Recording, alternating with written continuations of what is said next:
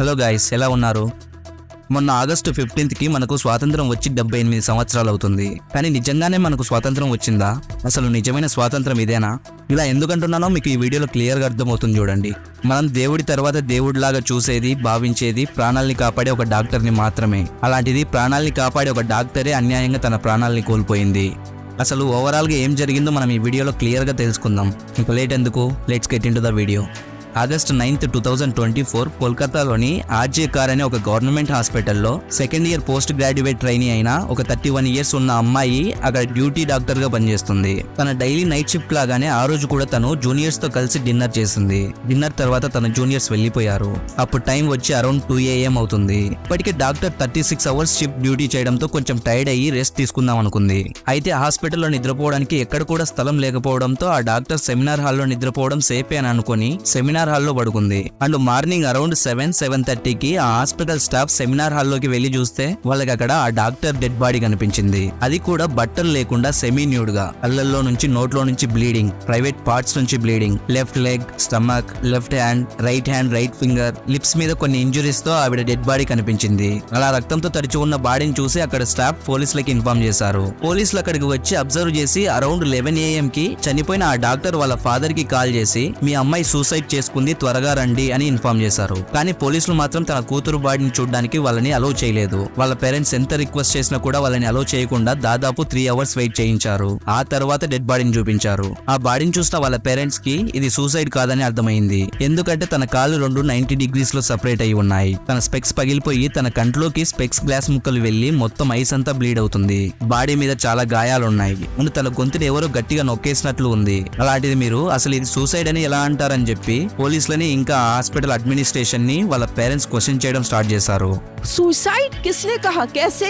बोले नहीं, उन्होंने कहा कि ये सुसाइड हुआ है. ఒక హాస్పిటల్లో అది కూడా ఆన్ డ్యూటీలో ఉన్న డాక్టర్ ని దారుణంగా చంపడం సిగ్గుచేటని, దీనికి కారణమైన అఫీషియల్స్ అందరూ రిజైన్ చేయాలని the federation of resident doctors association demand చేసింది. అండ్ అంతేకాదు డాక్టర్ సేఫ్టీ కోసం సెంట్రల్ ప్రొటెక్షన్ యాక్ట్ ని తీసుకురావాలని కూడా నేషన్ వైడ్ గా డాక్టర్స్ అందరూ ప్రొటెస్టులు చేస్తున్నారు. అండ్ ఈ ప్రొటెస్ట్ల మధ్యలోనే పోలీస్ వాళ్ళు ఆ డెడ్ బాడీని పోస్ట్ మార్టం కి పంపించి ఇన్వెస్టిగేట్ చేయడం స్టార్ట్ చేశారు. ఆ ఇన్వెస్టిగేషన్ లో పోలీస్ వాళ్ళకి క్రైమ్ సీన్ లో ఒక బ్లూటూత్ హెడ్సెట్ దొరికింది. అయితే ఆ హాస్పిటల్ సెమినార్ హాల్లో సీసీ కెమెరాలు లేవు. సో అందువల్ల ఆ హాస్పిటల్లో ఉన్న అన్ని సీసీటీవీ కెమెరాస్ ని పోలీసు వాళ్ళు చెక్ చేశారు. పోలీసులు ఆ సీసీటీవీ ఫుటేజ్ ని చెక్ చేయగా తెలిసిన విషయం ఏంటంటే August 9th early morning 3 AM కి ఒక అతను హాస్పిటల్ బిల్డింగ్ లోకి ఎంటర్ అవుతున్నట్లు రికార్డ్ అయ్యింది. ఇతని పేరే సంజయ్ రాయ్. అండ్ అదే టైంలోనే ఈ సంజయ్ రాయ్ మెడలో ఒక బ్లూటూత్ హెడ్సెట్ కూడా ఉంది. అండ్ సేమ్ అదే సీసీటీవీ ఫుటేజ్ లో సంజయ్ రాయ్ 40 minutes తర్వాత హాస్పిటల్ బిల్డింగ్ నుంచి బయటకు వచ్చినట్లు రికార్డ్ అయ్యింది. కానీ లోపలికి వెళ్లేటప్పుడు తన మెడలో ఉన్న హెడ్సెట్ బయటకు వచ్చేటప్పుడు మాత్రం లేదు. అండ్ పోలీసు వాళ్ళు ఇతన్ని పట్టుకున్న తర్వాత ఇంట్రాగేషన్ టైంలో ఆ బ్లూటూత్ హెడ్సెట్ తన మొబైల్ కి ఆటోమేటిక్ గా కనెక్ట్ అయ్యింది. అందువల్ల పోలీసులు సంజయ్ రాయ్ ని కొన్ని సెక్షన్స్ మీద అరెస్ట్ చేశారు. అండ్ పోలీసులు సంజయ్ ని అరెస్ట్ చేసిన తర్వాత తను చేసిన తప్పు ఒప్పుకొని కొంచెం కూడా రిగ్రెట్ ఫీల్ లేకుండా నేను తప్పు చేశాను, కావాలంటే నన్ను ఉరి తీసుకోండి అని అన్నాడు. అండ్ ఈ సంజయ్ రాయ్ గురించి మాట్లాడుకుంటే ఇతనికి ఆల్రెడీ 4 పెళ్లిళ్ళు అయ్యాయి. వాళ్ళల్లో అతని 3 భార్యలు ఇతని వైలెంట్ బిహేవియర్ నచ్చక వదిలేశారు. ఇంకా 4వ భార్య మాత్రం క్యాన్సర్ తో చనిపోయింది. అండ్ ఆ 3 భార్యలు కూడా బయటికి వచ్చి తను ఎలాంటి వాడు అని చెప్పారు. అండ్ ఈ ఇన్సిడెంట్ జరగడానికంటే ముందే ఆ హాస్పిటల్ కి సంబంధించిన ఒక ఫీమేల్ డాక్టర్ అండ్ ఇంకొక ఫీమేల్ పేషెంట్ కూడా ఇతని మీద కంప్లైంట్ చేశారు. అంటే ఇతను మిస్బిహేవ్ చేస్తున్నాడని. కానీ అప్పుడు కూడా పోలీసు వాళ్ళు ఇతని మీద యాక్షన్ తీసుకోలేదు. మరి అలాంటిది ఇతనికి ఈ జాబ్ ఎలా వచ్చిందంటే ఇతను ఒక పొలిటికల్ పార్టీ మెంబర్ అంట. ఆ పొలిటికల్ పార్టీ ఇన్ఫ్లుయెన్స్ వల్ల ఇతనికి సివిక్ వాలంటీర్ గా జాబ్ వచ్చింది. ఈ సివిక్ వాలంటీర్స్ ని పోలీసులకి హెల్పర్స్ గా అపాయింట్ చేస్తారు. వీళ్ళేంటంటే పోలీసులు చెప్పిన పనులు చేయటం, పోలీసులకి ఇన్ఫార్మర్స్ గా పనిచేయటం, అపోజిషన్ పొలిటీషియన్స్ మీద నిఘా పెట్టడం, హెల్త్ బాలేని పోలీసులని హాస్పిటల్లో అడ్మిట్ చేయడం, ఇలాంటి పనులన్నీ ఈ సివిక్ వాలంటీర్స్ చేస్తూ ఉంటారు. అలా రీసెంట్ గా సంజయ్ రాయ్ ని ఆర్జే కార్ మెడికల్ హాస్పిటల్లోని అవుట్ పోస్ట్ తో అపాయింట్ చేశారు. దాంతో సంజయ్ రాయ్ ఆర్జీ కార్ మెడికల్ లోని ప్రతి వార్డ్ లో ఉన్న ప్రతి డిపార్ట్మెంట్ కి ఈజీగా వెళ్లేవాడు. అండ్ అతని బైక్ మీద పోలీస్ అని ఉంటుంది. కానీ ఇతను ఒక సివిక్ వాలంటీర్ అయినా కూడా తనని తాను పోలీస్ అని చెప్పుకుంటూ తిరిగేవాడు. అలా August 8th Sanjay Roy RG Kar hospital కి వెళ్ళాడు. అక్కడ ఒక పేషెంట్ కి హెల్ప్ చేసి హాస్పిటల్లో అడ్మిట్ చేయించి వెళ్లిపోయాడంట. ఆ తర్వాత మళ్ళీ నైట్ 11 గంటలకి అదే పేషెంట్ కోసం ఎక్స్రే తీయించాలని మళ్ళీ హాస్పిటల్ కి వచ్చాడు. ఆ తర్వాత ఆ పేషెంట్ వాళ్ళ ఫ్యామిలీతో కలిసి వెళ్లిపోయాడు. అండ్ ఆ తర్వాత మళ్ళీ నైట్ 1 AM కి సర్జరీ చేయించుకుంటున్న ఇంకొక పేషెంట్ కి హెల్ప్ చేయడానికి హాస్పిటల్ కి వచ్చాడు.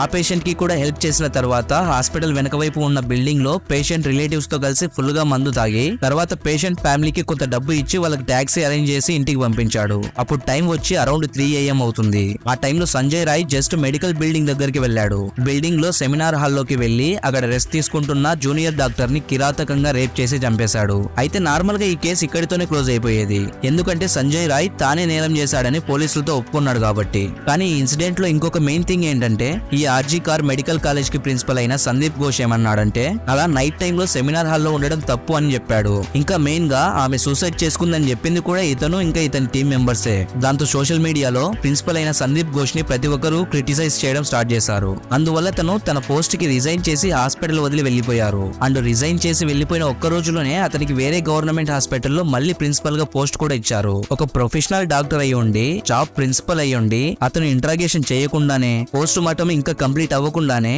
ఇది ఒక సూసైడ్ అని ఎలా కన్ఫర్మ్ చేయగలడు చెప్పండి.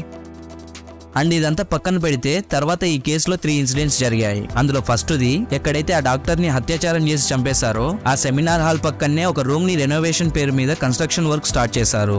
గోడలన్నీ పగలగొట్టేశారు, డోర్స్ కూడా తీసేశారు. ఇలాంటి వర్క్స్ ని ఎప్పుడైనా చేసుకోవచ్చు కదా, ఇప్పుడే ఎందుకని అడిగితే, స్టూడెంట్స్ డిమాండ్ చేసినట్లు వాళ్ళకి రెస్ట్ తీసుకోవడానికి స్పేస్ క్రియేట్ చేస్తున్నామని చెప్తున్నారు ఆ హాస్పిటల్ అడ్మినిస్ట్రేటర్. అంటే ఇలాంటివి చూసినప్పుడే కదా మనకు అనిపిస్తుంది ఎవిడెన్స్ ని ట్యాంపర్ చేయడానికి ట్రై చేస్తున్నారేమో అని.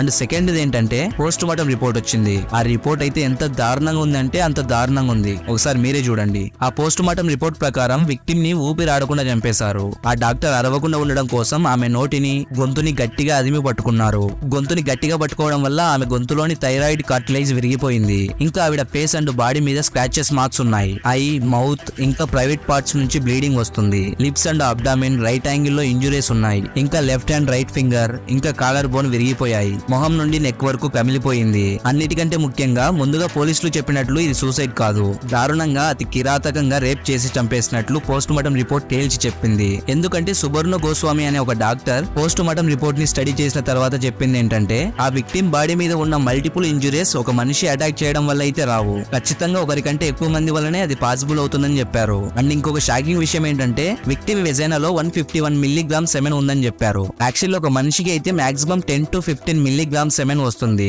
బట్ 151 మిల్లీగ్రామ్స్ అంటే అది పక్కా గ్యాంగ్ రేప్ అయి ఉంటుందని మనం అర్థం చేసుకోవచ్చు. That one man cannot inflict all these injuries, and the samples they collected, the forensic experts collected, it includes more than 150 grams, to be more specific 151 grams of white thick viscid fluid from her inside her vagina, and that seems to be semen. And ఆ gang rape లో ఎవరో పెద్దవాళ్ళు involve అయి ఉన్నట్లు అనిపిస్తుంది. అందుకేనేమో వాళ్ళని తప్పించడానికి ట్రై చేస్తున్నారేమో. అండ్ థర్డ్ది, ఫైనలీ ఈ కేసు అయితే సిబిఐ చేతిలోకి వెళ్ళింది. అంటే ఇప్పటి నుంచి ఈ కేసుని సిబిఐ హ్యాండిల్ చేస్తుంది అనమాట.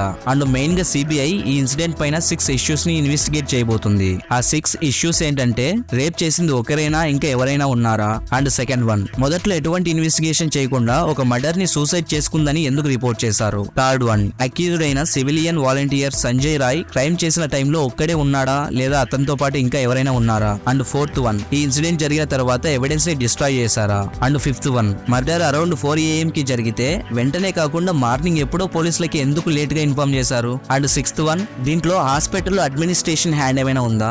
ఈ క్వశ్చన్స్ అన్నిటిపైన సిబిఐ ఇన్వెస్టిగేషన్ చేయబోతుంది.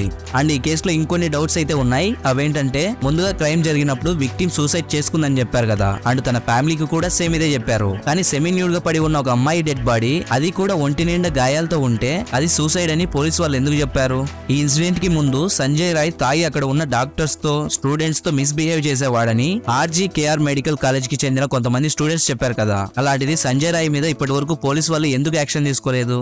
అండ్ మమతా బెనర్జీ గారు ఈ ఇన్సిడెంట్ పైన పాజిటివ్ గానే రియాక్ట్ అయ్యి ప్రొటెస్ట్ చేస్తున్న స్టూడెంట్స్ కి సపోర్ట్ గా మాట్లాడి ఫాస్ట్ ట్రాక్ కోర్టు ద్వారా అక్యూజ్డ్ కి ఉరిశిక్ష పడేలా చేస్తామని చెప్పారు. ఓకే, ఇది మంచి విషయమే. కానీ ఇంత దారుణమైన రేప్ కేసుని సిబిఐ కి అప్పగించాలనుకున్నప్పుడు అది ముందుగానే అప్పగించొచ్చు కదా. 6 రోజుల వరకు లేట్ ఎందుకు చేశారు. ఆబ్వియస్ గా టైం పెరిగే కొద్దీ ఎవిడెన్స్ మాయమయ్యే ఛాన్స్ ఉంది కదా.